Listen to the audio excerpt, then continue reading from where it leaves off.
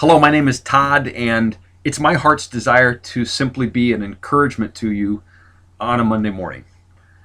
This last week, I was reading the story of a leader, and this leader had a big job.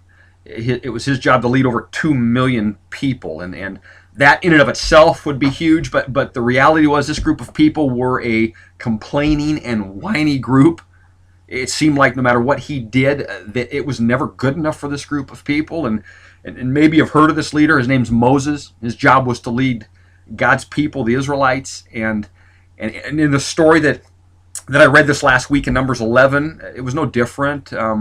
They were tired of being vegetarians, and they wanted meat. And so they came to Moses and was complaining. They were just complaining vigorously about the fact that they didn't have any meat.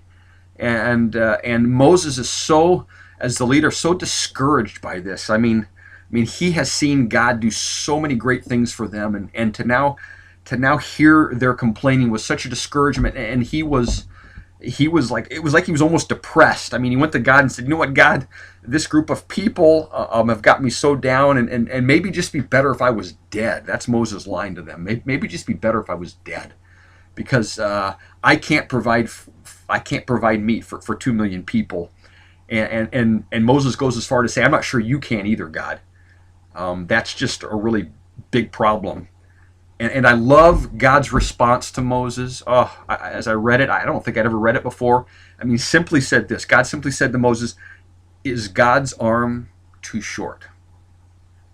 I mean, Moses is lamenting, and God just speaks to him and says, "Is the arm of God, is it too short?"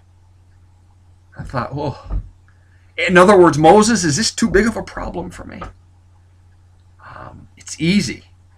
It's easy for me to think like Moses, that this is just too much, God. And maybe you found yourself there at times as well. Maybe there's relationship issues that you need to hear right now. Is the arm of God too short? Maybe there's financial problems that you need to hear right now. Is the arm of God too short? Maybe you've got issues in your job or with a family member or health issues, and you need to just hear this morning, is the arm of God too short? Because the rest of the story was that God provided meat for them, and oh, did he? He provided more meat than they could ever eat.